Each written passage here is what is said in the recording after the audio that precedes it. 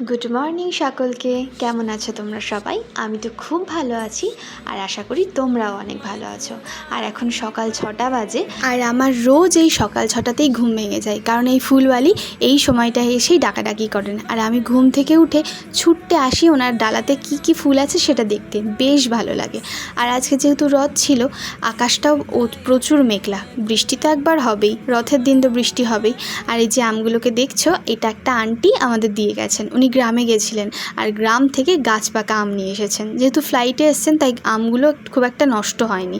আর যখন উনি দিয়ে গেছেন ঠিক তারপর থেকে আমি গন্ধ শুঁকতে বসে পড়েছি গাছ পাকা আমের। কি বলবো আর। তবে মা বলছিল এবার নাকি আমাদের বাড়ির গাছটাতেও খুব একটা আম ধরেনি, সবারই নাকি তাই হয়েছে। তো যাই হোক, দুপুরবেলা সমস্ত কাজ টাজ সারা হয়ে গেল, ঠাকুরটাকেও পুজো দিয়ে নিয়ে আমরা লাঞ্চ করে নিলাম। এই যে বুড়িমার ছবিটা দেখছো, এটা আমি যখন এসেছিলাম তখন গ্রাম থেকে নিয়ে এসেছিলাম। তবে কি জানো তো, ওই ট্রেনে সামনের যে কাঁচটা থাকে সেটা ভেঙে গেছিলো, মনটা খুব খারাপ হয়ে গেছিলো। কিন্তু বুড়িমা যে আমার সাথে ভালোভাবে এসেছেন এটাই আমার কাছে অনেক।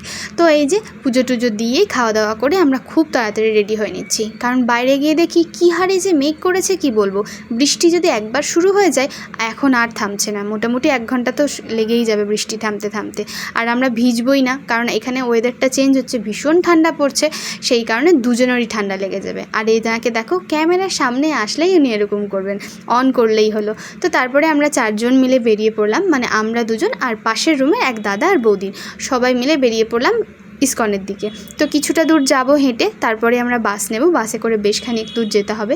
আর এই যে গল্প করতে করতে আমরা পৌঁছেও গেছি। তো গিয়ে দেখলাম রথ হয়নি, কারণ আমি বাড়ির থেকে বারবার বলে যাচ্ছিলাম যে চলো আজকে যেহেতু রথ, ইস্কন মন্দির যখন নিশ্চয়ই রথ হবে, কিন্তু ও আমাকে বলছিল যে না রথ হবে না। কিন্তু আমি যেহেতু জোরজার করছিলাম সেহেতু আবার আমরা গেলাম ইস্কনে, কিন্তু গিয়ে দেখি কোথাও রথ হয়নি। এবার আমরা আসার আগে হয়ে গেছে কিনা অনুষ্ঠানটা সেটা জানি না, তবে কোথাও না কোথাও তো মন্দিরে থাকতো, কি আর করা যাবে। আর আজ যেহেতু রোববার, আজ দেখছি প্রচুর ভিড় হয়েছে এখানে।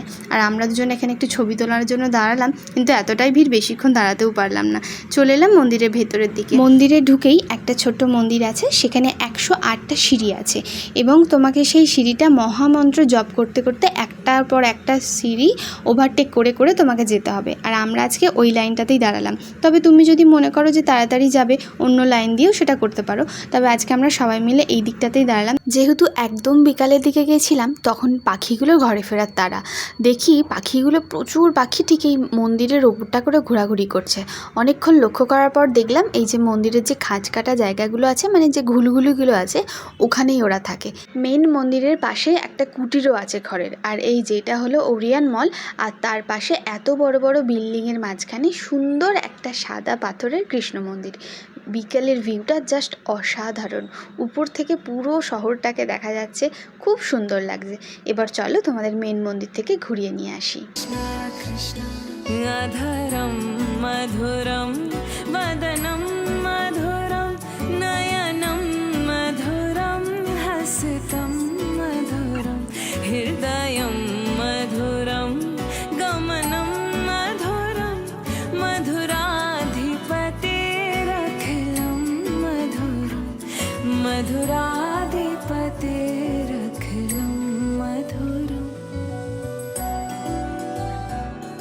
हे कृष्ण तेरे होठ मधुर है मुख भी मधुर। রথ দেখতে পেয়েছো? আমরা কেন এসেছি? আজকে আমরা এসেছি রথ দেখতে, কিন্তু রথই দেখতে পেলাম না, কি কষ্টের কথা। বাড়ি আসার সময় এটাই বলছিলাম যে সবই হলো, রথটা যদি একটু দেখতে পেতাম এটাই ভালো লাগতো, কি আর করা যাবে।